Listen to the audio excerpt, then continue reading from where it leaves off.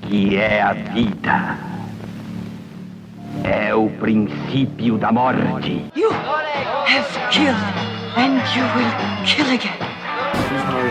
You know how to whistle, Christine. You just put your lips together and blow. Qui êtes-vous? Aucune importance. Que voulez-vous? Vous tuer. Klaatu, Barada, Nikto. The blood of these whores is killing me.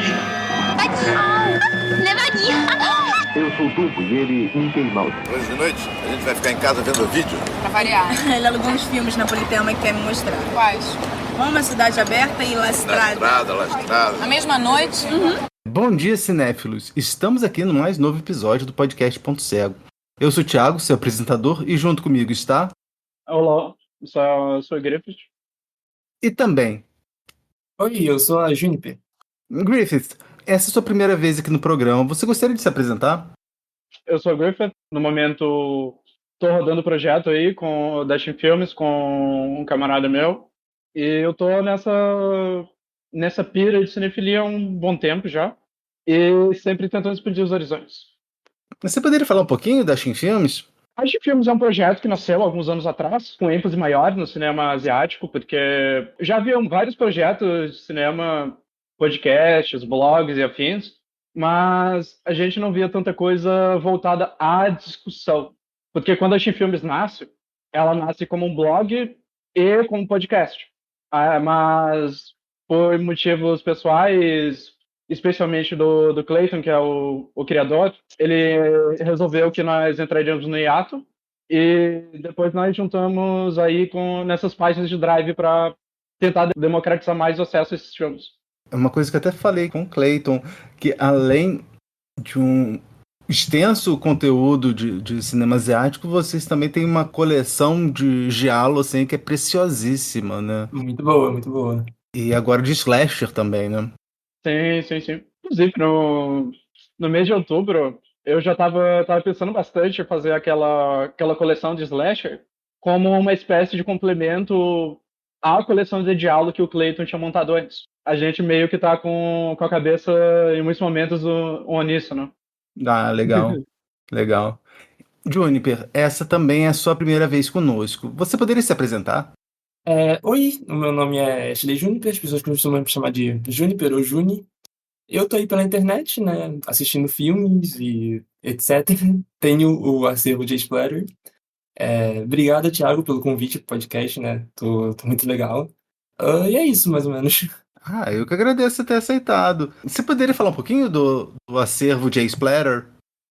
Então, tem essas contas do Drive, né, a gente tem Dashing Filmes, o acervo do Drive, né, que eu sempre achei muito legal. Foi assim que eu comecei, na verdade, a ver mais do cinema asiático.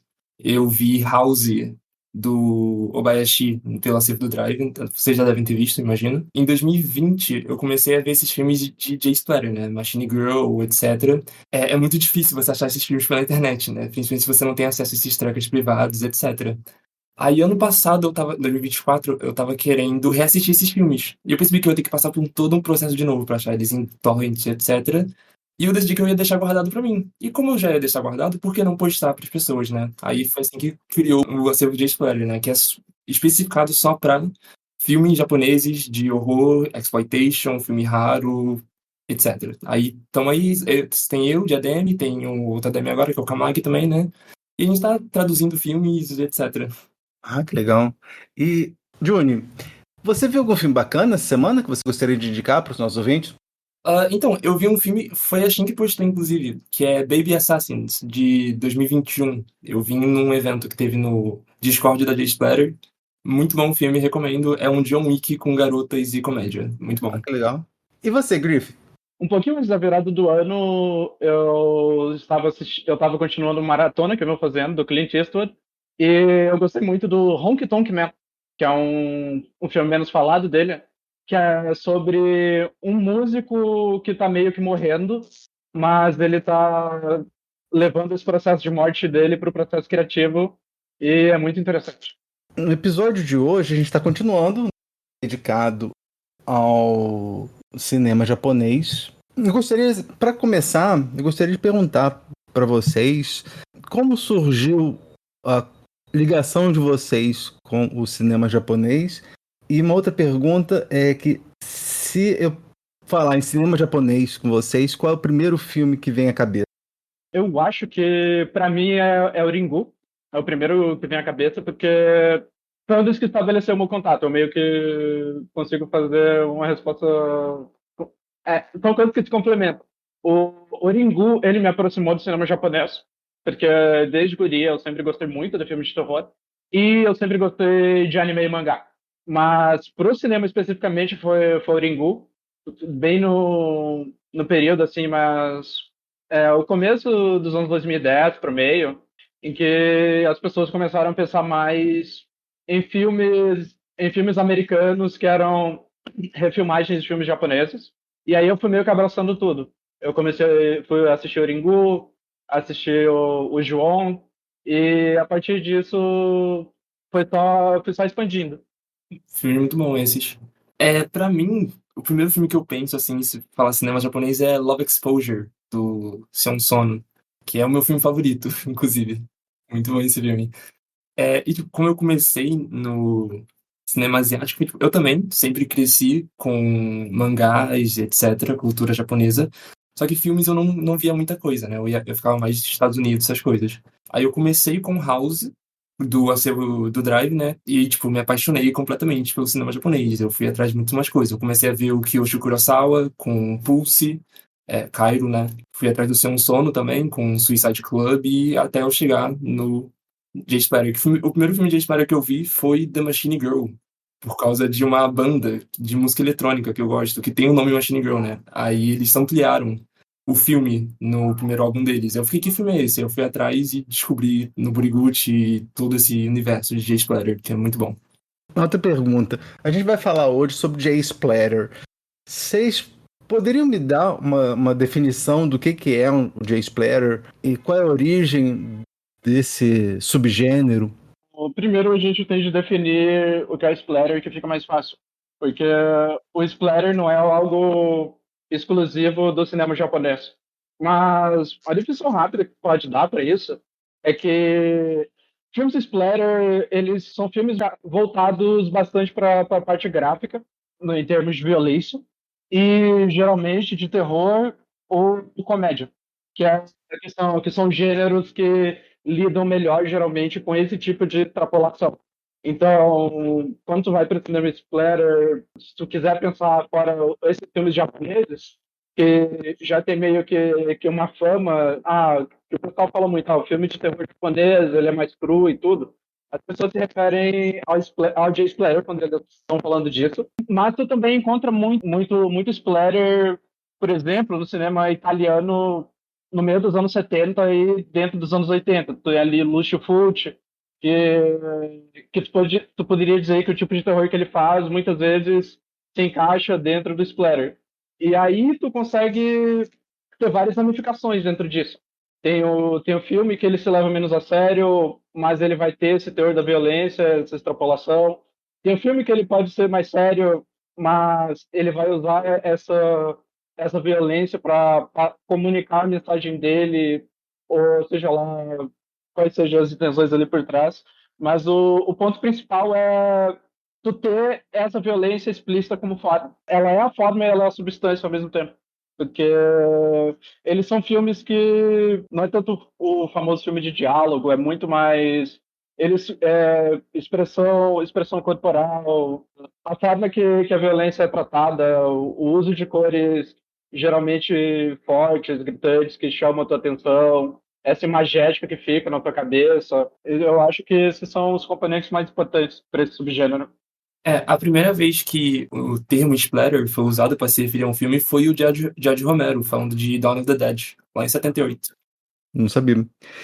E eu vi, assim, nas minhas pesquisas, que tanto o Guinea Pig, que a gente vai falar sobre um dos filmes dessa franquia, e um dos diretores do Mutant Girl Squad, que é o segundo filme que a gente vai falar, os dois citam como inspiração o Holocausto Canibal do Deodato, né? Sim, você estava falando de como dos italianos, né? E aí eu lembrei que o Deodato tem isso, né? Tem aquele filme que é bem gráfico e assim eu gosto, mas tem umas coisas que tem uma determinada cena que eu não consigo assistir mais. Assim, eu não quero reassistir esse filme porque tem uma determinada cena que me incomodou muito.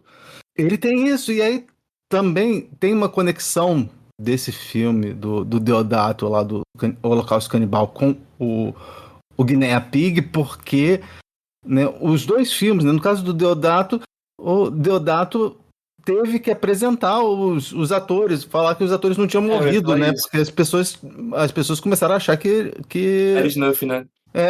E a mesma coisa foi no caso do Guinea Pig, né? Eles tiveram que mostrar, falaram assim, não, olha, a mulher que a gente sequestrou tá viva.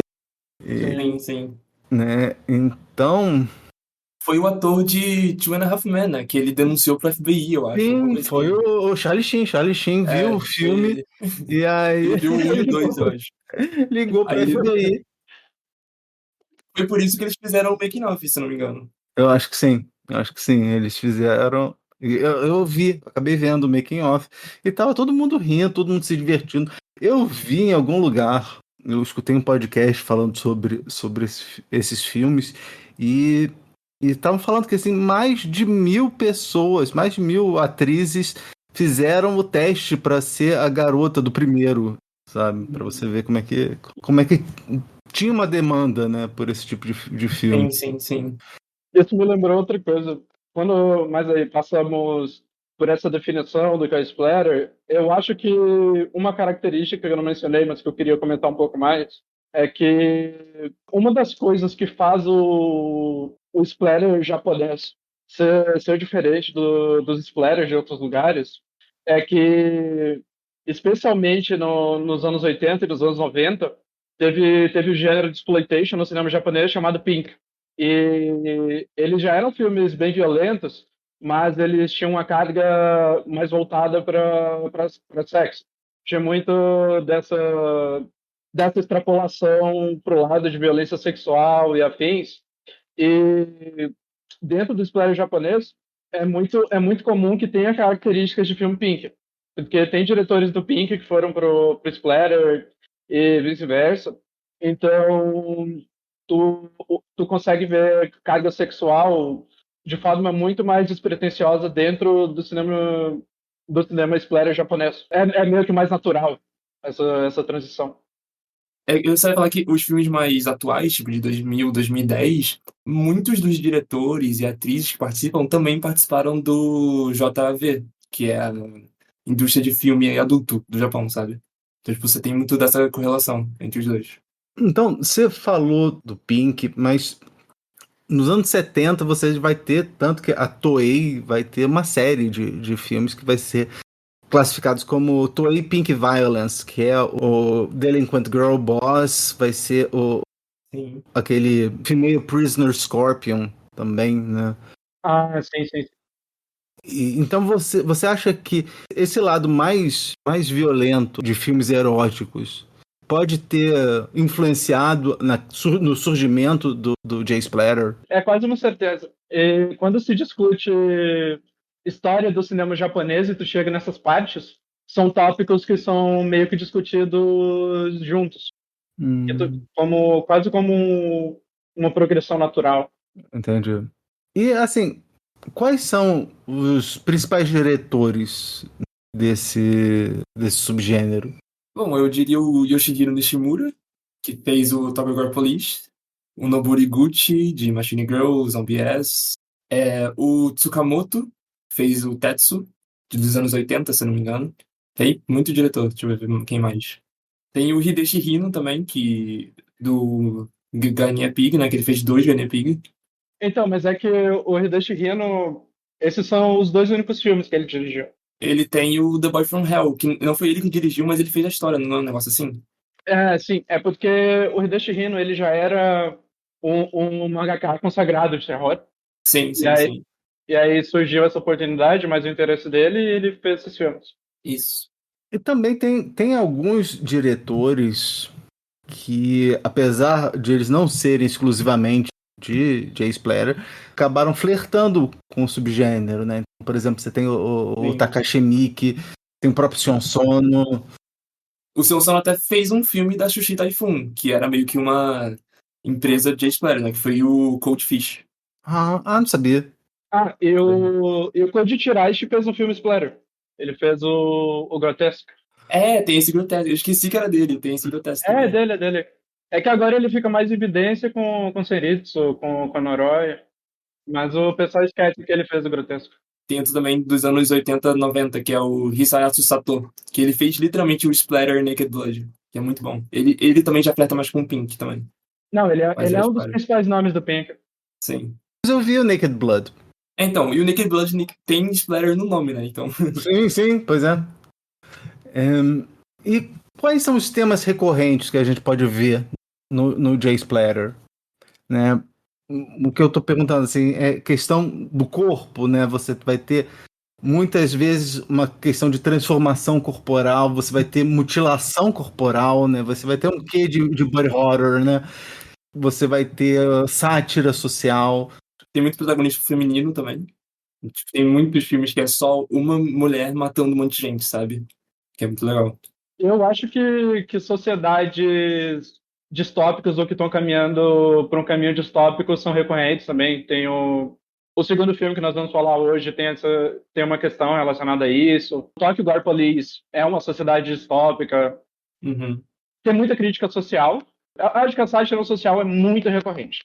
Tu pega algum elemento dessa sociedade e tu extrapola ela, e a partir disso tu cria situações para brincar com essa estética escolhida. Sim. Você tem muita coisa com arma também, né? Tipo, metralhadora, esse tipo de coisa. Sim. E vocês acham que esse uso extremo da violência, ele é apenas uma forma de entretenimento ou ela carrega uma crítica social implícita? Eu acredito que os dois. Sim. Acredito que os dois, porque é primariamente uma decisão estética. Porque quando eles fazem esse tipo de coisa, e você lê a mensagem, a alegoria, seja lá qual seja o filme, você consegue imaginar isso sendo feito sem isso. Mas isso é único porque eles fazem dessa forma. Tanto pela questão de chamar atenção, tanto pelo valor de choque, mas também como uma forma de expressar a mensagem de forma mais chamativa. Você falando, eu me lembrei, a gente teve um episódio no começo do programa sobre a nova extremidade do cinema francês, e também, né, você vai ver muita violência nos filmes, e eu lembrei que eu li um livro da Alex West, que ela vai falar que esses filmes seriam uma resposta ao crescimento da extrema-direita lá da França no final dos anos 90. Foi aí que eu pensei assim, será que tem a ver, assim, a gente pode falar que eles estão criticando a sociedade japonesa? Porque assim, se vocês verem os filmes do Sion Sono, que como a gente falou, né, ele não é exclusivamente de J-Splatter, mas ele flerta um pouco. Ele é muito crítico à sociedade japonesa, né? Tava pensando que talvez a gente pode ver que existe uma crítica, né? Claro que assim, a violência faz parte da estética. Isso faz um gancho que eu queria perguntar para vocês sobre a questão da estética. Eu queria perguntar para vocês duas, como é que é a estética do J-Splatter?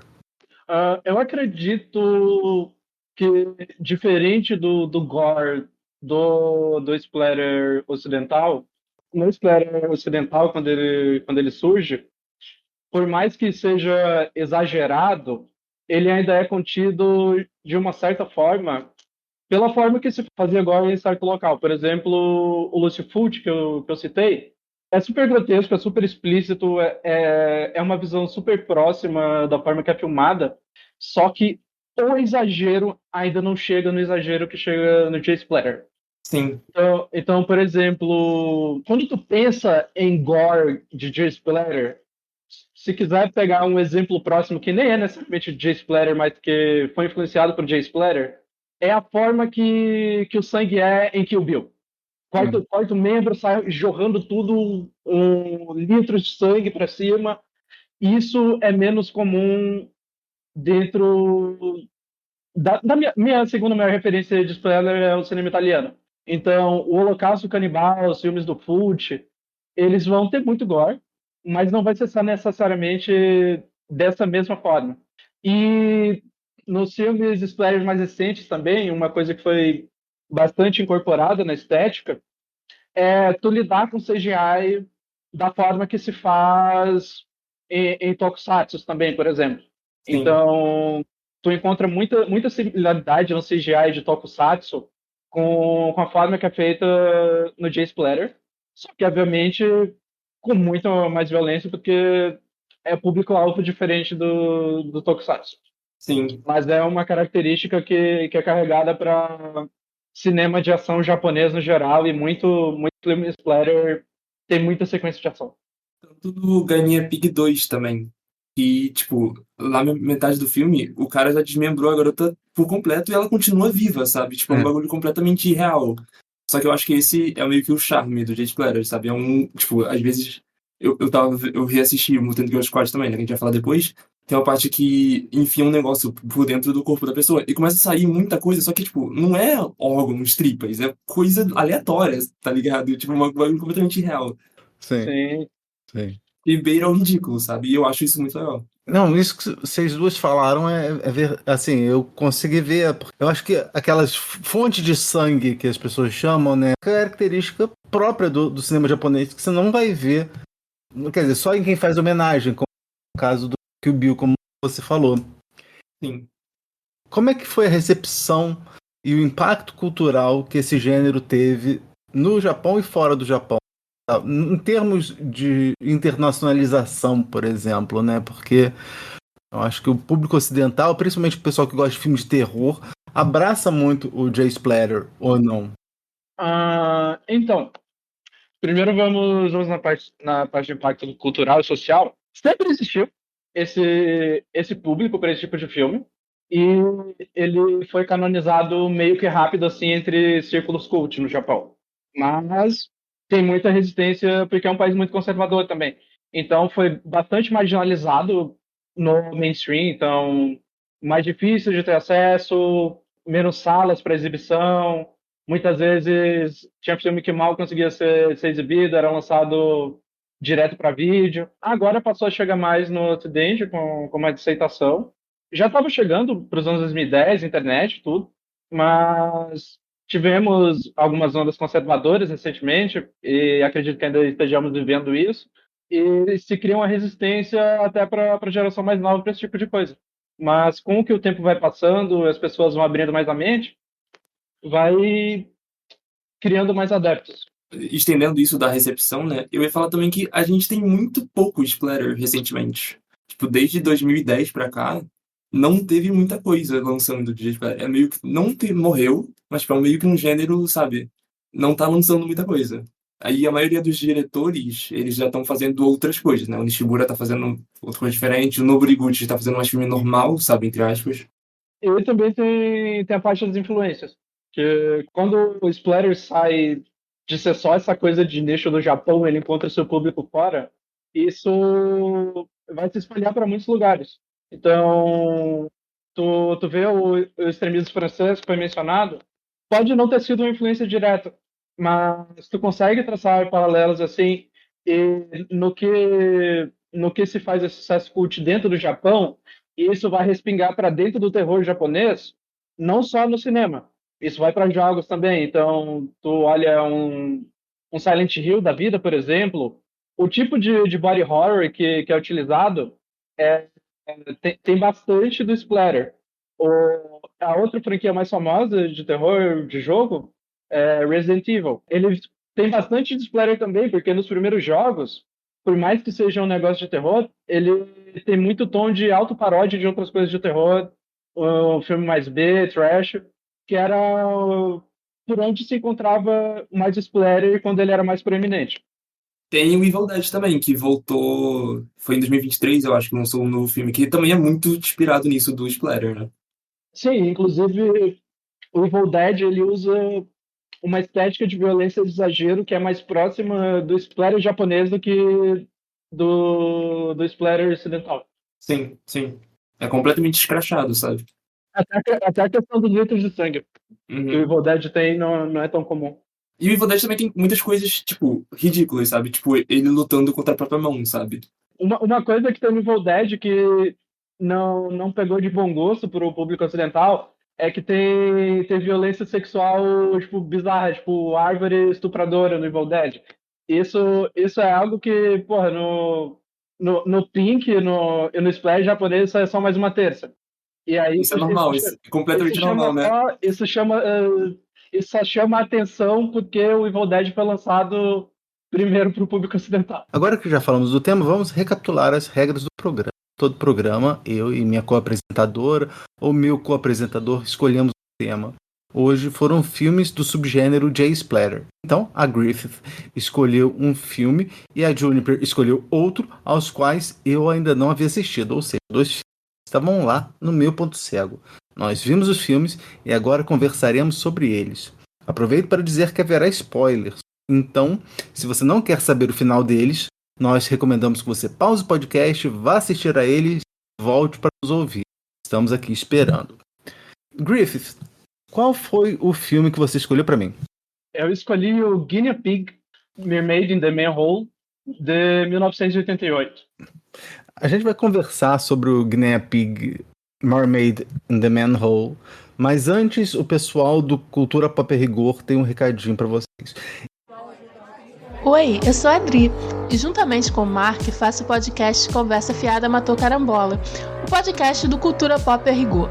No CFMC falamos de cinema, música e muitas aleatoriedades. No CFMC no cinema, dissecamos filmes sempre com boas doses de senso de humor e sarcasmo. Seja bem-vindo ou bem-vinda e não deixe de acessar o nosso site culturapoprigor.com.br. O filme foi escrito por Hideshi Hino, atua no filme Shigeru Saiki, Marisome, Masami Hisamoto e Goriju. Um artista tenta superar a morte de sua esposa. Ele vai ao esgoto e encontra a sereia que ele tinha visto quando era criança, na época em que aquilo era um grande rio. Ele começa a pintá-la, mas ela chora de agonia. Então ele percebe que seu corpo possui feridas, provavelmente por causa do tempo em que ela ficou no esgoto. Ele a leva para casa e depois de um período de tempo, a sereia começa a na qual o artista usa para pintar o retrato dele. A sinopse vem do site Asiamundi. Bem, começar, eu gostei do filme.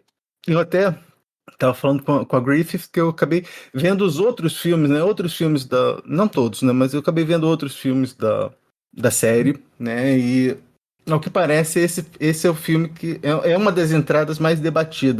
Apesar de ter o caso do Charlie Sheen, vocês mencionaram mais cedo, né? Essa daí é uma entrada que é bem debatida, né? Porque eu vi que, assim, eu acho que dessa série, pelo menos os meus amigos do Letterboxd é a que tem maior nota. Pra mim também. Todo mundo falando que essa é a melhor da série. Esse filme foi dirigido pelo Hideshi Hino, que é um renomado autor de mangá japonês, né? Ele se destaca por adicionar uma camada simbólica ao grotesco, porque os outros, em geral, não tem muita história, né? É só uma pessoa torturando a outra, cortando, desmembrando. Os efeitos práticos desse filme são estupendos. Adorei os efeitos práticos. E a atuação da atriz que faz a sereia também, né? Gemendo, berrando, eu achei fenomenal, assim. E eu gostei muito, né? De como o Hideshi Hino ele consegue combinar as qualidades narrativas, né? Como as suas qualidades narrativas elas se ligam à questão da obsessão artística e da fragilidade humana. E eu gostaria muito de saber de vocês, começando pela Juni, se essa foi a primeira vez que você assistiu esse filme, se não foi, quando foi a primeira vez? E o que você achou na época e se mudou agora depois que você reassistiu? Não, essa foi a primeira vez que eu assisti, porque eu não tinha assistido a série ainda, né? Aí quando você falou que a Griffith tinha escolhido, eu fui ver fazer a maratona, né? Não assisti tudo ainda, falta ainda 2, mas eu assisti hoje, na verdade, esse. Uhum. E o que você achou desse filme? Cara, eu adorei. Tipo, pra mim é o melhor até agora, sabe? Porque os que eu mais gostei foram os do Rino, né? O segundo e esse agora, da série. Eu gostei porque eu costumo preferir esses gore que são mais humorísticos, né? Que são mais ridículos pra você rir. Que não é o caso desse filme, né? Mas ele tem essa simbologia que você falou que é tão. É tão, sabe, bonito, tá ligado? Porque, tipo, é um negócio grotesco. A maquiagem, os efeitos desse filme, pra mim, são os piores de Guinea Pig até agora. Piores no sentido bom. Tipo, é nojento, muito nojento. Só que é meio que um grotesco que tem uma beleza, sabe? Tipo, esse negócio de que ele não pode ajudar ela. A única coisa que ele pode fazer é registrar ela definhando, tá ligado? Isso me pegou muito. Eu adorei. E você, Griffith? Quando é que foi a primeira vez que você assistiu esse filme? E o que você achou dele na época e agora nessa revisão? Eu tinha assistido esse filme pela primeira vez há um tempo, acho que há uns 2 anos. Eu não lembro direito, porque na época eu não registrei que eu tinha assistido, mas eu lembrava que eu tinha assistido, eu resolvi revisitar agora. Eu não lembrava tanta coisa, eu já tinha gostado, mas não lembrava direito. E eu gostei muito nessa reassistida, e por vários dos motivos que vocês mencionaram agora. E eu queria salientar que várias das características desse filme já são coisas que eu meio que esperava nessa reassistida. Porque eu li vários dos mangás do Hideshi Hino e até a concepção, o artista e a sereia que está com essa deformidade e a história sobre ela nesse processo de decomposição, 2 dos mangás mais populares dele, que é o Bug Boy e o Hell Baby, eles são sobre crianças assim, que elas já nascem meio que como esse tipo de criatura. E aí as histórias são sobre esse desenvolvimento e eventualmente morte delas. E então é um tema muito muito recorrente, que ele mesmo já deu diversas abordagens dentro da carreira. E eu acho que aqui nesse filme está em uma das melhores interações dele trabalhando isso. Vamos falar um pouquinho da série do Guinea Pig, né? A gente já falou um pouquinho dela no começo, que ela foi influenciada pelo Holocausto Canibal e por outros filmes, né? Por outros pincos. Mas vocês sabem a história dessa série, de como ela foi feita? Qual que é a história por trás, assim? Então, vocês devem lembrar que na primeira parte do programa eu estava comentando sobre coisas que foi tão marginalizado no mainstream que não era lançado no cinema. Então, o Guinea Pig é uma dessas coisas. Ele nasce dentro do contexto desse tipo de filme de nicho sendo lançado direto para vídeo, antes do DVD. Então, por exemplo, até mesmo esses filmes eles não costumam ser restaurados. Então, quando tu vai procurar na internet, tu encontra vários filmes que estão ripados direto do lançamento para vídeo. Não é? Então, às vezes também, pelo filme não ter sido restaurado, tu tá, sei lá, tu tá em 2025 e a cópia que tu assistindo é DVHS. Às vezes não chega nem a sair de DVD. Os filmes do Hisayato Sato, por exemplo, que é o diretor de Pink, que nós falamos, eu acho que eu nunca vi um filme dele na qualidade maior do que um lançamento de VHS. Pior que eu também não. E aí tem muito disso. Por ter sido lançado direto para vídeo, existe uma certa liberdade porque não tem a preocupação com como o público do cinema veria. E aí meio que vai direto para esses nichos, apesar de ainda ter que lutar contra a censura para lançar. E o próprio Hideshi Hino, ele tem um papel nisso, mesmo que ele não comece dirigindo, porque quando a série começa, é meio que simultâneo aos mangás dele começarem a fazer mais sucesso. Tem 2 figuras importantes no mercado de mangá de terror nessa época, que são o Hideshi Hino e o Kazuo Umezu. Eles 2 trabalharam bastante terror, de formas diferentes, e foi encontrando público.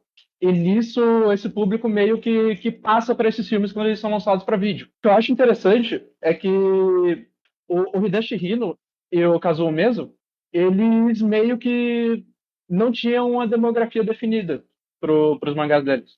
Então, se você vai pesquisar o público principal, onde eles lançavam essas histórias de terror, no começo, a maioria eram lançamentos em revistas shoujo, que é a demografia voltada para o público feminino, adolescente, criança, jovem adulto. E aí meio que cria esse interesse também entre essas garotas. Então, meio que, por mais que haja censura, seja excluído do mainstream tudo, já existia meio que um mercado que tu tinha noção que ia comprar isso. Entendi. Era um nicho, né? Sim. Vamos falar do elenco. Eu acho que eu só conheço o ator que fez o artista. Só vi um filme com ele, né? Além desse, que foi o Audition. Dos outros atores, eu acho que eu não vi nada. Em termos da equipe técnica, o Hideshi Hino anteriormente fez o Flower of Flesh and Blood, né? E dá para fazer comparações com esses dois filmes, já que esse também é um outro projeto dele para a franquia do Guinea Pig. Eu vejo, pelo menos. Não, é porque eu acho que o Flower of Flesh and Blood, né? Ele tem muito disso de... É uma tortura. Só que, tanto que eu até falei na minha review, né? O cara que tá sendo torturador, ele parece meio que um artista, sabe? Tipo, a forma que ele explica o que ele tá fazendo pra câmera. Sim. E que ele vai fazendo os cortes, etc. Tipo, parece como se ele estivesse esculpindo uma escultura, sabe? Então, tipo, eu vejo muito esses traços de alguém fazendo arte, que também tem no Mermaid, que é um pintor fazendo alguém morrendo, sabe? E essa metalinguagem também é uma coisa recorrente dentro da carreira do Hideshi Hino. Ele tem um mangá que é meio ele brincando e distorcendo toda a família dele pelas páginas. Acho que se chama Panorama of Hell. Então, essa questão do artista, que no mangá é algo menos sério, mas nos dois filmes é um tom bem mais pesado. Mas existe todos esses traços de violência já. Mas falando do elenco, tem um ator aqui que eu reconheço, que é o Gouriju. Ele que faz o vizinho do pintor. Sim. Ele fez o Mishima no filme do Paul Schrader. Eu não vi esse filme ainda. Ele fez o Mishima jovem, da juventude do... É ele ali no Mishima A Life for Captures. Então o cara tem um currículozinho, olha. Pois é. Fez o Mishima antes de fazer esse filme, né? Sim. Isso é interessante, porque eu acho que ele não fez outros filmes da série. Acho que não. Então eu imagino que a figura do Hideshi Hino na direção seja um dos chamativos para trazer um ator desse calibre. Sim. E é engraçado, porque ele fica até num papel menor, né? Ele aparece umas 4 cenas, eu acho. Sim. Porque para atores assim, geralmente, ainda mais com produção de baixo orçamento, né? É muito, muito interessante que tenham conseguido trazer ele. Vamos falar sobre a trama e os temas do filme. Eu estava pesquisando e acabei ouvindo um podcast chamado Incredibly Strange Video, que é um casal que comenta filmes. Eu acho que o episódio 9 deles é justamente o Mermaid in the Manhole. E ele teve uma interpretação muito interessante. Ele fala que o filme contemporâneo que mais se aproxima dele é o Divertidamente. Divertidamente? Exatamente. Ele fala que a sereia é o Bing Bong do artista. Sabe, o Bing Bong, aquele amigo imaginário da Joy. É o elefante rosa, né? Não é isso? Exatamente. Que a Joy tem que se livrar dele para levar uma vida adulta produtiva. E aí você lembra aquilo que o artista diz no começo do filme, né? Ele diz que tudo que eu perdi está escondido aqui. Ele diz isso indo para o esgoto. E aí ele fala que o esgoto nem pode ser real. Pode ser que ele está perambulando pelas ruas de Tóquio, pensando nisso. Na verdade, não é nem Tóquio, né? É Okinawa, onde se passa o filme. É como se fosse uma metáfora de onde ele trancou as coisas que faziam parte da sua vida, que não são úteis para ele como adulto. Mas ele não quer jogar fora. Então você tem um gato morto, você tem um monte de brinquedo, coisas que ele tinha quando era criança. Ele pintou aquela linda cena onde o lago costumava ser e costumava ficar, né? O rio costumava ficar, melhor dizendo. Né? A sereia é uma fantasia, mas é alguma coisa que sua mente infantil criou quando ele era criança. Aí, quando ele tá ficando mais velho, todos aqueles sonhos e aspirações que ele achou que podiam se tornar realidade acabaram não se tornando. Né? Ele é um artista que não conseguiu nenhum grau de fama ou notoriedade. Ele mora num quarto sem janela. A esposa dele está morrendo. Ela está grávida. Tem um bebê. Ela está com câncer no estômago. O bebê muito provavelmente não vai sobreviver, né? Ele está na pobreza, ele é um artista faminto, ele não conseguiu nada na vida. Então ele vai voltando para aquelas imagens, aquela mentalidade de infância, buscando as coisas que o faziam feliz quando era criança. E aquilo, né? Você vê que era um rio lindo que se tornou esgoto, né? Eu acho que essa é a imagem. E aí o pessoal pergunta assim, não é meio barra pesada o seu lugar feliz ser um esgoto? E aí ele vai lembrar exatamente que o Bing Bong é deixado no lixão, né? Num ferro velho, eu acho. Coisas que ele esqueceu, recesso da memória, é muito frio, é muito úmido. É lá que o Bing Bong acaba se perdendo. Mas ele não faz coisas que um adulto produtivo deveria fazer. Ele tem que lidar com a realidade da sua esposa, que está muito doente, ele não conseguiu fazer nada. O que ele faz? Ele vai cada vez mais entrando na fantasia, e por isso que a sereia telepaticamente acaba falando para ele, né? Me abra, me mate, faça sua arte, né?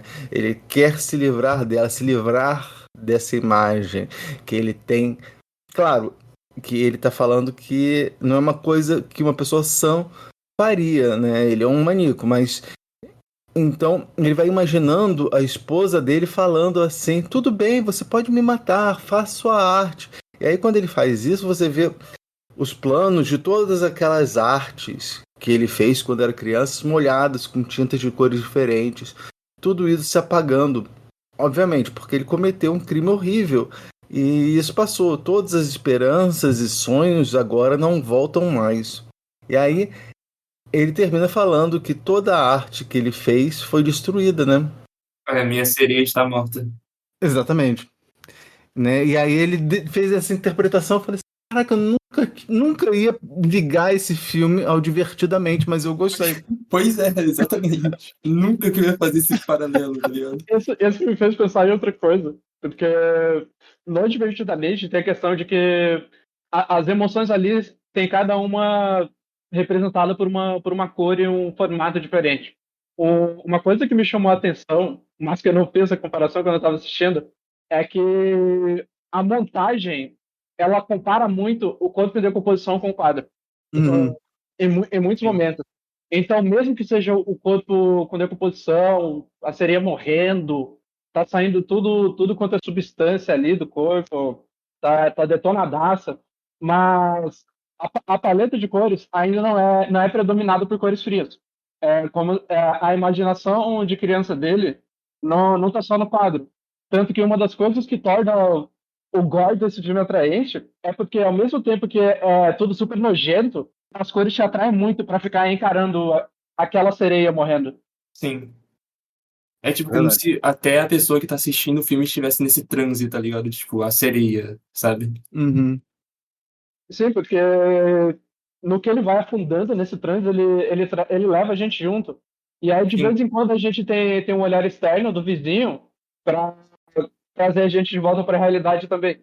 Porque o nosso protagonista não vai oferecer a nós nada sobre o que a sociedade acha da situação dele como artista meio falido ali, que a esposa tá morrendo, mas vira e mexe e volta naquele carinha, ele olha para lá, o cara tá estranho ali, né?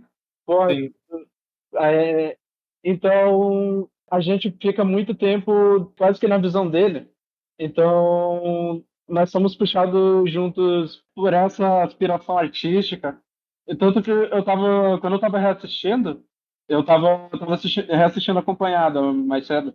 Eu falei, tu não acha que essa seria muito bonita, não? Pô, até o sangue, até as larvas viram uma espécie de elemento plástico bonito, não quando ele tá botando no vasinho, que tem a parte que ele tá coletando as larvas ali do corpo.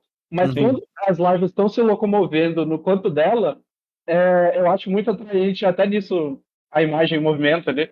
Sim. Então, o filme, ele te mostra essas coisas grotescas e gore, só que ele te faz você achar isso bonito, sabe? Como se fosse uma poesia, sabe? Igual o protagonista tá interpretando as coisas. Mas eu acho muito legal ter essa leitura de que é tudo fantasia, e aí no final você tem eles falando que acharam uma escama de um peixe não identificável na casa deles, sabe? E aí você vê, tipo, será que realmente foi tudo fantasia? Eu acreditei na magia o tempo inteiro. A magia é real. Falando de cenas, assim, teve alguma outra cena que chamou a atenção de vocês? O que vocês acharam do uso do esgoto como cenário? Eu gosto que estabelece ali a degradação, né? Estabelece que tudo que ele idealiza já meio que foi pelo ralo. Acho que até bem direto nesse sentido. E uma coisa que eu achei curioso é porque o esgoto é um ambiente pequeno, mas ele não é claustrofóbico. Porque quando ele desce, mesmo que a câmera esteja próximo, eu não tenho nenhuma sensação de claustrofobia e a gente meio que vai ficando confortável. Quando eu tenho mais desconforto no filme, quando não tá acompanhando ele. Eu fico meio que temendo por ele quando passa para a visão externa, quando são os outros à distância olhando para aquilo. Sim.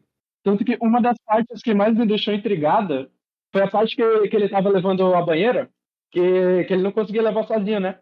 Sim. E ali eu fiquei muito tensa. Pois é.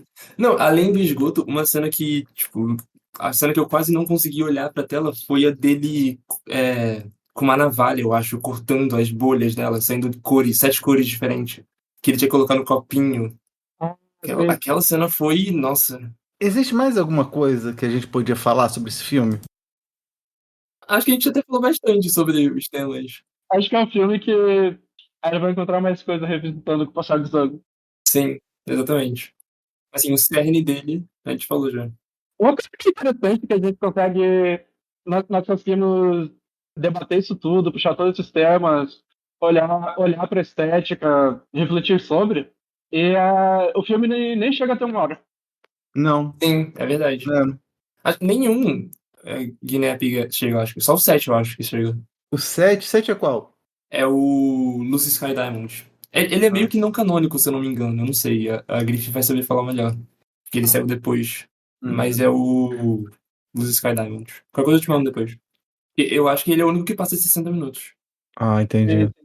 Então, vamos pro próximo filme. Juni, qual filme você escolheu pra mim? É Mutant Girls Squad, de 2010. A gente vai falar sobre o Mutant Girl Squad, mas antes vamos tocar a vinheta do Masmorra Cine podcast, que a gente já citou lá atrás quando a gente fez um episódio sobre a Aida Lupino. E aí eu conversei com eles, e eles mandaram a vinheta e eu vou botar aqui pra vocês. Uma hora você tá vendo alguém sendo atacado, você fala, pô, caramba, o pessoal que tava assistindo lá realmente foi atacado. Não, é no filme que eles estão vendo. Ele quis ir pelo Brasil pegando experiências de escolas diferentes. Muita gente fala da escola, podia ser assim, podia ser assado. Aí qual foi a ideia dele? Vamos ver o que o pessoal tá fazendo e registrar isso no documentário. E por consequência, as mulheres começaram a ingressar de novo no mercado de trabalho e não saíram mais. Então a mulher começou a se ter voz ativa de novo na sociedade inglesa a partir dessa greve. Eu acho isso muito encantador, né, num filme. Ele consiga ter essas duas coisas. Ele diverte, mantém o interesse da gente pelo lado aventuresco e também essa discussão do lado humano, né, e social. Isso é uma coisa que é maravilhosa. Além de cinematograficamente ser um desbunde, né. Você está escutando o Masmorracast.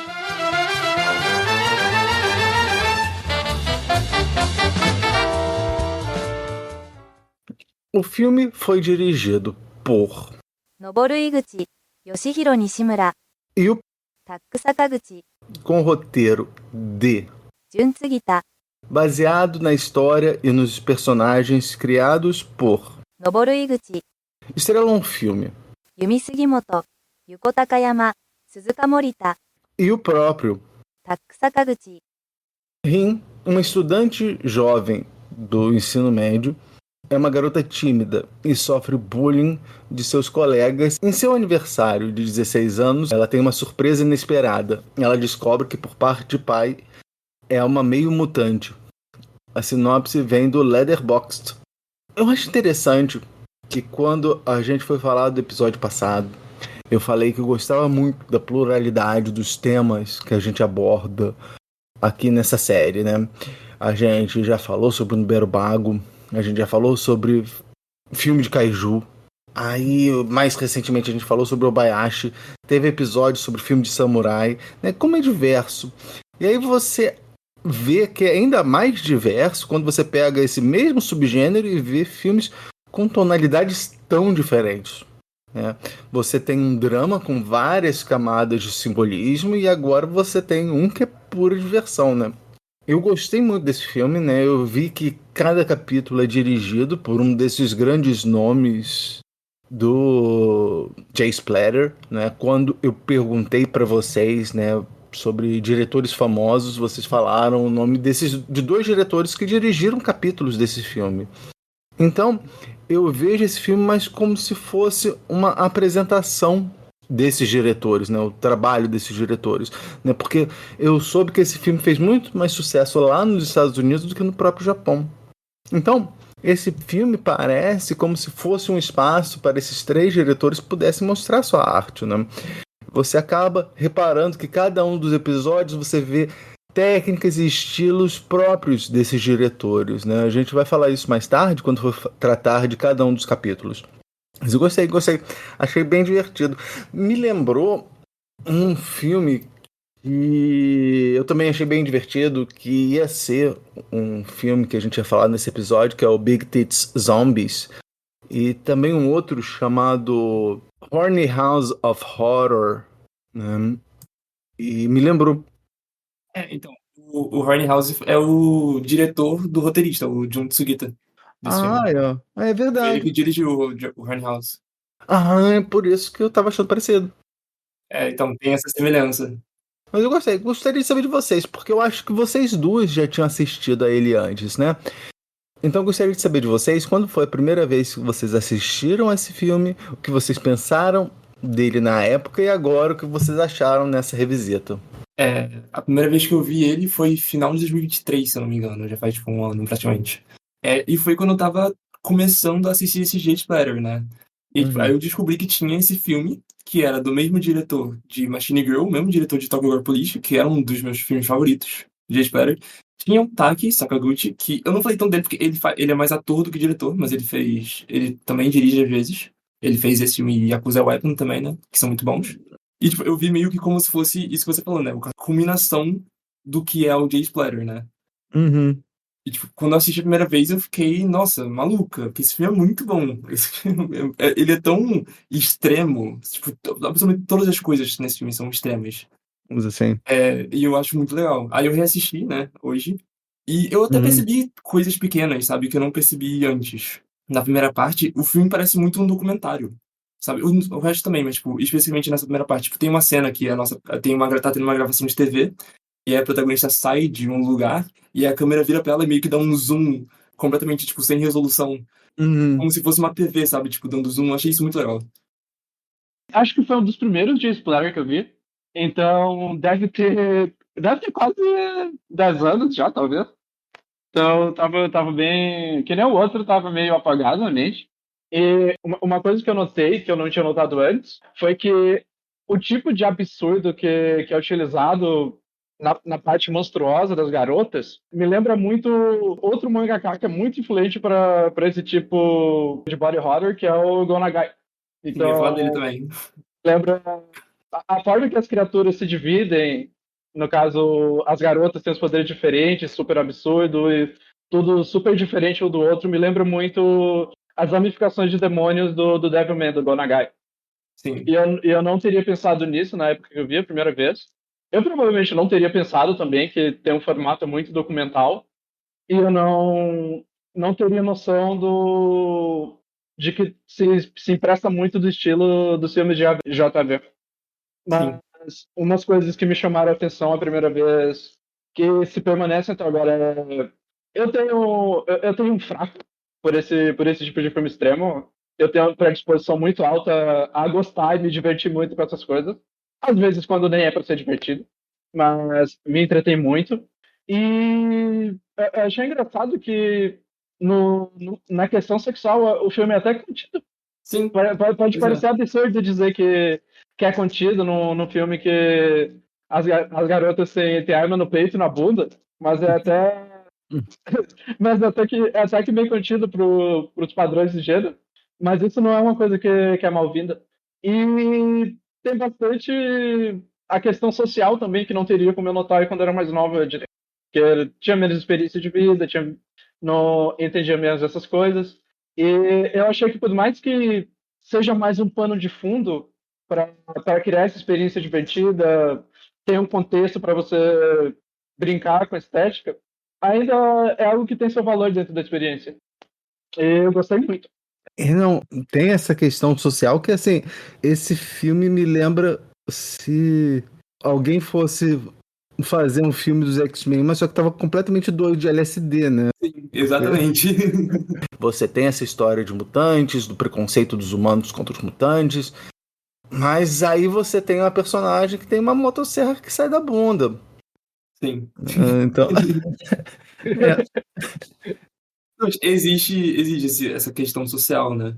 Sim. Eu percebi isso quando tava assistindo. Tipo, eles literalmente têm uma parte do filme que eles vão matar um secretário da segurança, alguma coisa assim. E aí me lembra, né? O personagem do Taki Sakaguchi me lembra muito Magneto, né? Por causa de extinção. Né? Ele só quer matar todo mundo. O Taki Sakaguchi, vocês mencionaram mais cedo, ele diz que uma das inspirações dele foi o próprio Evil Dead. Não sabia dessa. Questão dos efeitos práticos, né, que ele fala que foi muito importante, né, ele quis fazer com efeitos práticos, né, e a gente vê muito efeito prático nesse filme. Tem CGI também, mas só que tem, então ele fala que vai priorizar os efeitos práticos, porque ele viu lá no Evil Dead. Sim, tem pouquíssimo CGI. Eu vi em alguns podcasts, né, que eles mencionaram isso. E casou muito bem. E esse efeito prático, quem faz é o próprio Nishimura. Com outras pessoas, claro, mas tipo, ele que costuma fazer isso, desde o primeiro filme dele. Eu disse mais cedo que cada capítulo, né, você tem o Despertar, Revolução e Insurreição, né? Cada capítulo é dirigido por um diretor tradicional desse subgênero.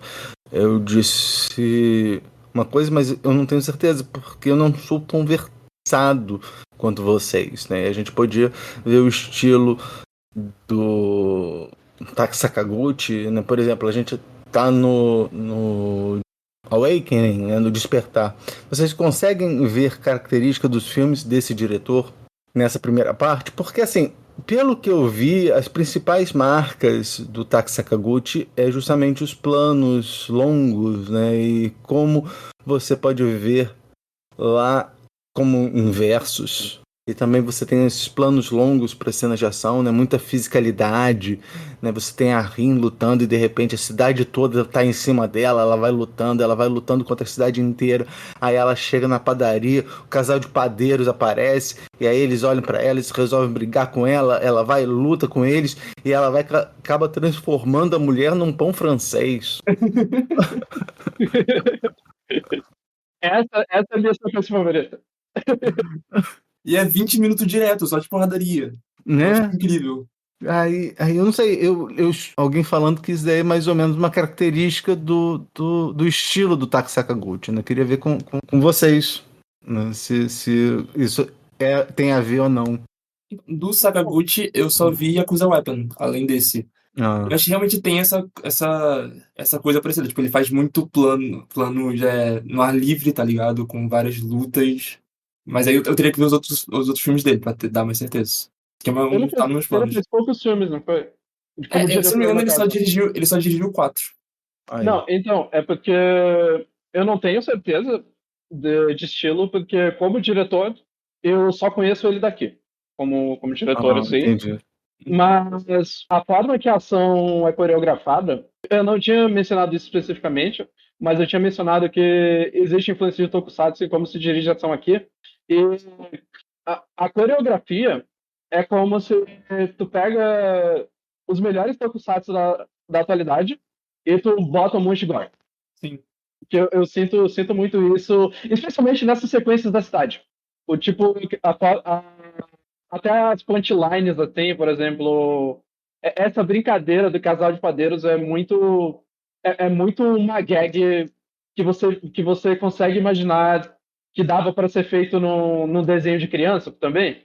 Sim. Tem aquela velha também, que ela começa a ativar uns poder mágico que você nem entende o que tá acontecendo. E ela só arranca a cabeça dela e acaba.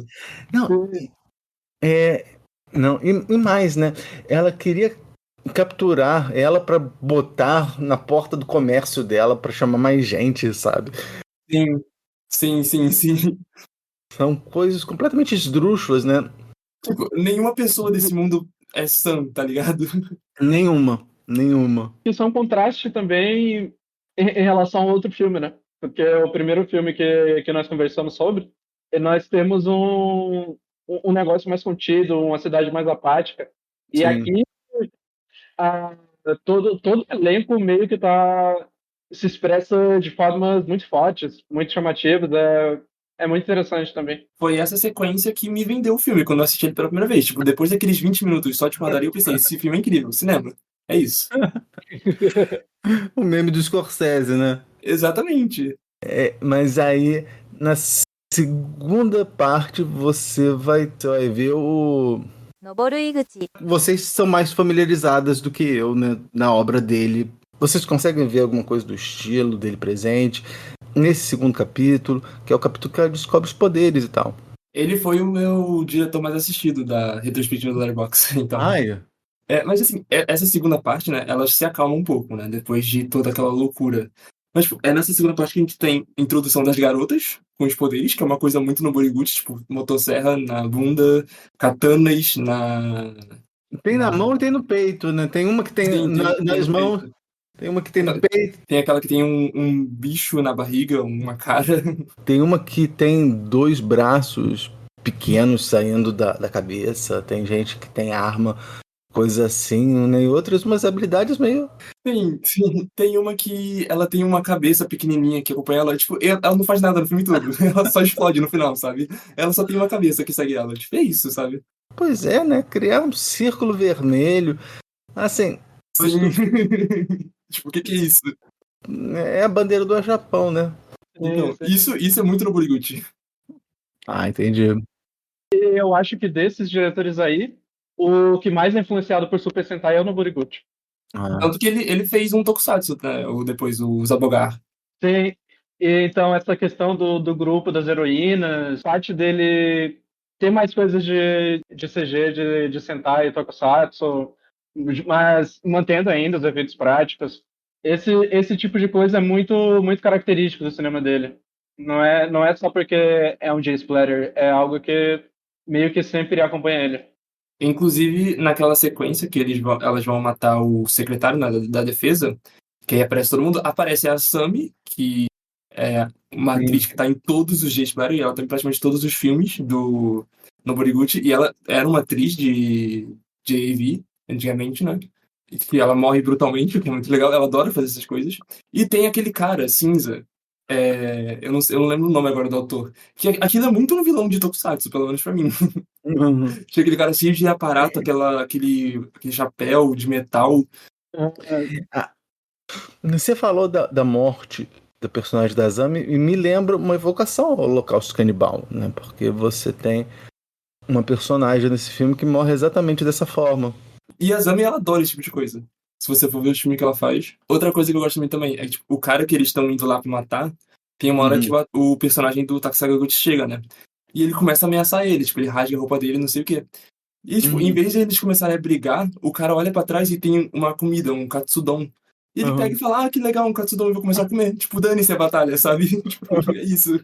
Quando ela chegou lá no grupo e botaram aquela espécie de elmo, capacete na cabeça da Rin, eu pensei que eu corri tipo um robô geisha ali do outro filme dele. Que é verdade. Os geishas robôs. Então eu pensei, pronto, vai virar robô agora também. Então vai fazer uns efeitos de robô. Pois é. Outra coisa também, mais pro final, que tem aquele conflito, né? De que o Kisaragi fala pra ela matar a garota da escola dela e tal. E ela fica em conflito porque ela não quer matar gente inocente. E aí depois tem, pra mim, um dos pontos altos do filme, que aparece o pai dela, meio que em fantasma, a cabeça dele em cima de um bolo. E aparece a mãe dela falando com ela, tipo, você tem que seguir os seus sonhos. E, cara, pra mim aquilo, nossa, ponto alto do filme. Isso aí é flashback de anime Tokusatsu. Exatamente, sabe? Cara, essa cena é ótima. Imagina, ela vai lembrar do pai, ela lembra do pai com a cabeça cortada em cima de um bolo. Tipo, a mãe ela lembra normal, tanto que a mãe também perdeu a cabeça. Mas ela lembra normal, mas o pai não. O pai tem que ser uma cabeça em cima de um bolo. Quando apareceu, tipo, eles dão um zoom completo nessa cabeça, eu comecei a rir. Nossa, perfeito esse filme. Não, o líder dela, samurai, né? Sim, exatamente. O líder dela do samurai. Fica até um contraste antes dele mostrar os poderes. Porque estão elas ali, elas estão usando poderes durante as lutas. E a figura de poder daquele ambiente não tá só nas espadas. Sim. Pois é. O que é também muita coisa de anime, tokusatsu, que o personagem mais temido, entre aspas, não tá usando poder nenhum. Ele tá só ali no físico, com alguma arma branca. Uhum. Tem aquela cena também do Kisaragi, eu não sei se é nessa parte do Noboriguchi, se é depois, que ele pega uns caras pra serem sacrifícios lá pra deusa que eles fazem, e ele tira um negócio da barriga dele, que é meio que uma lâmina, aí a lâmina só, tipo, cai pro chão e todo mundo começa a rir dele. É super fálico. Então, exatamente. Eu acredito que seja na segunda parte ou o Eu acho que começo na da segunda, então, é porque o Noboriguchi, ele usa sempre os mesmos atores. Tipo, o pai da garota da escola, esse cara que tava preso, todo mundo é ator que o Noboriguchi sempre tá no filme dele. Que legal. Não só a Sami, né? Tem, tipo, se você for ver o filme do Noboriguchi, tem sempre esses caras, junto da Sami. E no capítulo 3, a gente pode ver, é do Yoshihiro Nishimura. Sim. O diretor do Tokyo Gore Police. Qual a abordagem visual dele influenciou esse capítulo, né? Então, esse é o capítulo quando tudo enlouquece, né? Então, tipo, todo mundo começa a lutar entre si. Nossa, eu adoro o início desse capítulo, que é a menina com a cara vermelha dançando. Acho que é uma música em espanhol, acho. Tipo, fala Macarena, eu não sei que música é aquela. Começa com Ave Maria, aí depois vai pra uma música em espanhol, né? Tipo, que não faz sentido nenhum. Só vê todo mundo morrendo, aí tem todo mundo explodindo, e você, tipo, o que tá acontecendo, sabe? E elas mesmas se matam, tipo, elas se explodem, não por motivo nenhum. Eu também acho que o Nishimura, desses três, ele é o que gosta mais do realismo. A parte do gore dele lembra mais Cronenberg. Sim. Pelo menos pra mim, é onde o body horror brilha mais. Não, a gente tem coisa muito comum do Nishimura, né? Que todo filme do Nishimura tem que ter alguém cortando os pulsos, tipo, todo. Aí tem aquela personagem lá, que eu não sei quem é, eu não entendi, eu não sei se tem alguma, não sei se era Deus, sei lá, que fica cortando os pulsos, tacando fogo. Tipo, todo filme dele precisa ter isso. Em Vampire Girl tem isso, Tokyo Gore Police tem isso. Eu juro que essa personagem apareceu, eu fiquei pensando no Tetsuo da Akira. Que tava... Que eu não entendi também não, que aquilo era. Mas lembra muito o Tetsuo da Akira na parte dos experimentos. Sim.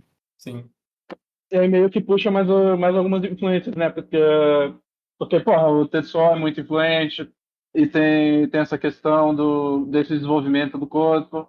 A gente tem muito body horror do ator do Taxabuchi, né? Que ele vira aquela coisa lá que sai do leite dos peitos, tipo, beleza, então... Mas o leite é ácido, né? Sim, o leite é ácido. Ele corrói a perna do cara lá do governo. Essa parte do ácido, a mosca total. O remake da mosca do Cronenberg. Sim. Pois é, exatamente. Então, eu tava pensando agora, eu acho que assim, justamente por você ter essa combinação do estilo dos três, ele acaba contribuindo ainda mais para o tom caótico e divertido do filme, né? Sim, tipo, o filme nunca para. Você nunca consegue, tipo, pegar o fôlego, sabe? Outra parte também do Nishimura, que eu acho completamente, tipo, nonsense, que é quando a Rei e a Rin, ela tá tentando convencer a Rei a lutar do lado delas, e, tipo, você tem aquela cena de uma música super romântica tocando, e elas, tipo, girando, abraçadas, e aí corta pro Taxagabuchi cortando todo mundo. Tipo, você vê o que é isso? Também teve uma outra hora, justamente porque, assim, a Yoshi, que é aquela enfermeira, né, ela e a Rin consegue convencer ela a ajudar.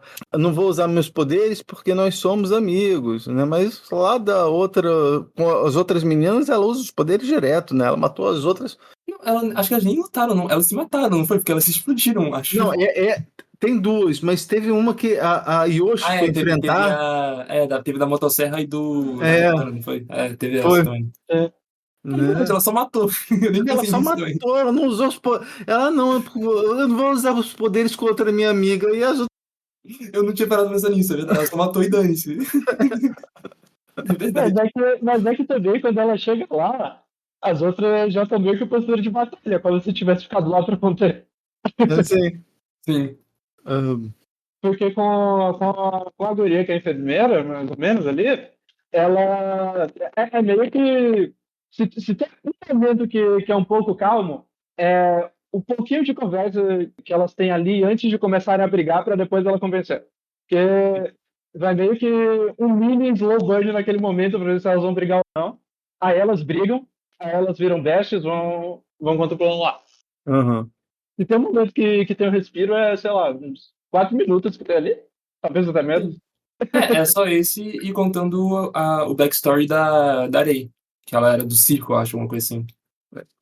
E ela se apaixonou por um garoto normal, né? E aí elas usam exatamente essa história pra que ela não queria matar todos. Sim, é um dos poucos momentos calmos do filme.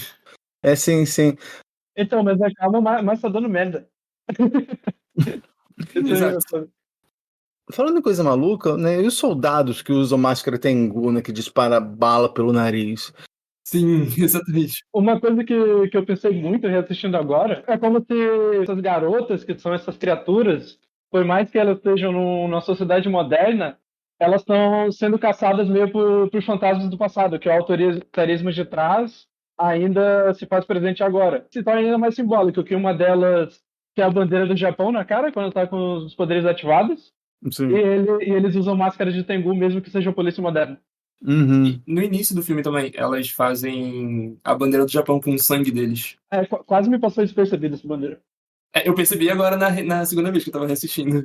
Sim, eu percebi porque eu estava lembrando. Vocês viram o Female Prisoner 701 Scorpion? Sim. É muito bom. Eu acho que eu vi os 3 primeiros da série.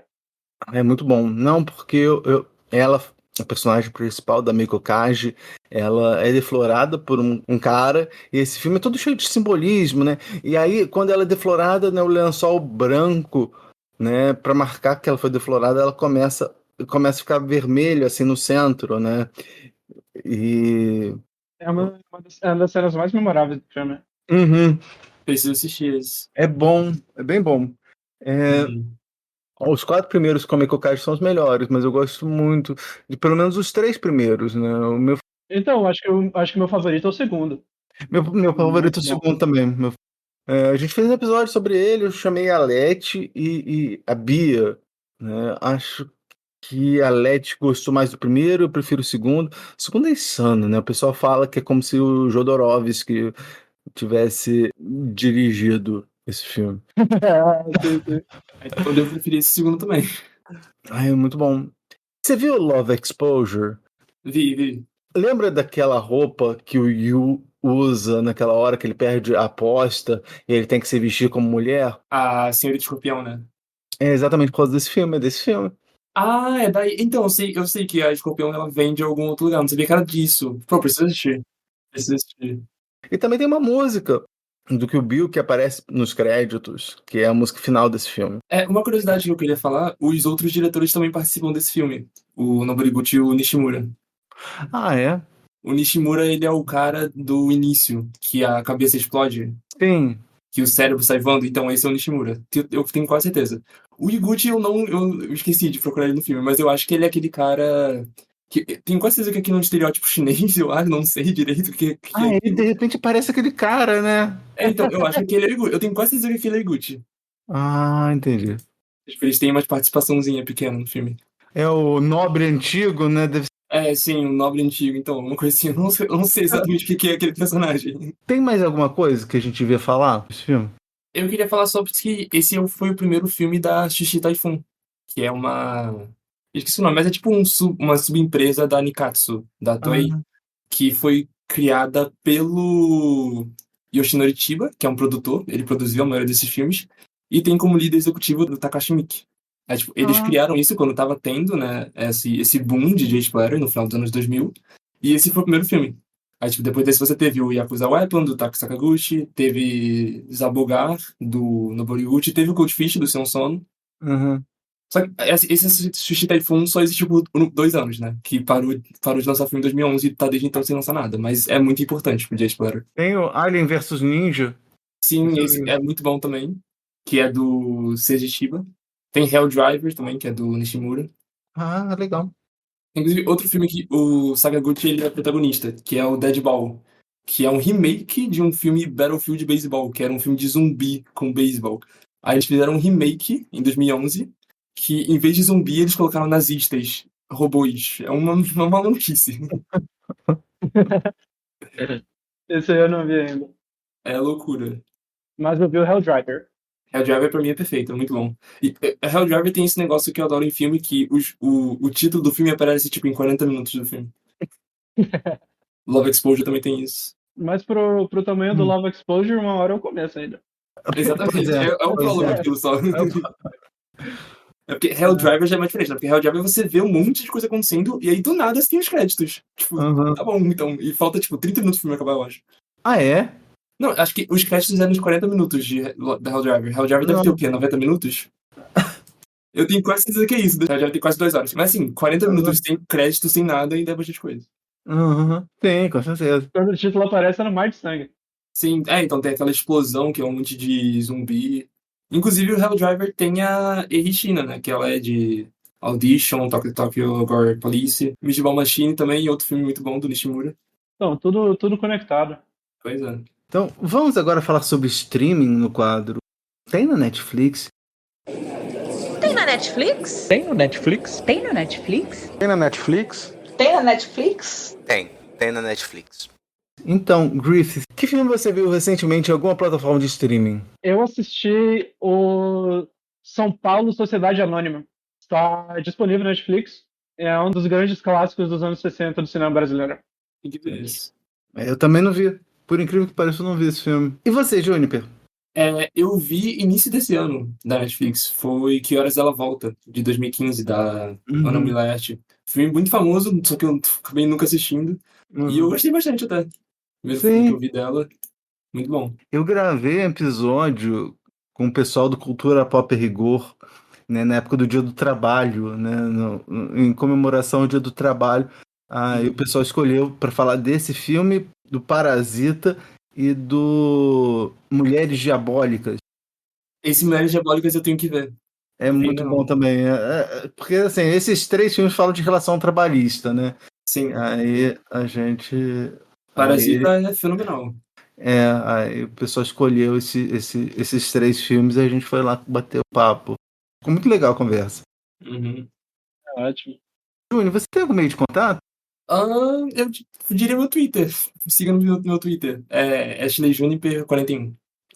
E você, Griffith? Eu tô majoritariamente aí pelo Discord, pelo Twitter, pelo Blue Sky. Você pode me encontrar facilmente no Discord do Deixem Filmes e no Twitter e no Blue Sky, que os arrobas são diferentes, eu vou ter de olhar aqui. Eu ponho nas notas do programa. Ótimo. Pra mim é tudo Ashley Juniper ou Ashley Juniper 41. Agradeço muito a participação da Griffith e da Juniper e, claro, agradeço a você que está nos ouvindo. Não se esqueça de mandar feedback para nós em podcast.cego@gmail.com. Mande sugestões, críticas, elogios e compartilhe com todo mundo, né? Pois quando se trata de cinema, todo mundo tem um ponto cego. Da Rua Pareta, eu sou o Thiago. Eu sou a Griffith. Agradeço muito ao Thiago pelo convite. Eu sou ouvinte de longa data do programa, então nunca esperava estar aqui. Fico muito feliz de poder participar. É verdade, né? Eu ia falar isso no começo do programa, mas acabei esquecendo. Eu sou a Juni, muito obrigada pelo convite, Thiago. Não conhecia o podcast, conheci quando você me falou lá no servidor da J-Splatter. Tenho que ouvir mais os episódios, mas eu gostei bastante da ideia. E é isso. Muito obrigado. Obrigado pra quem tá escutando. E esse foi o podcast Ponto Cego.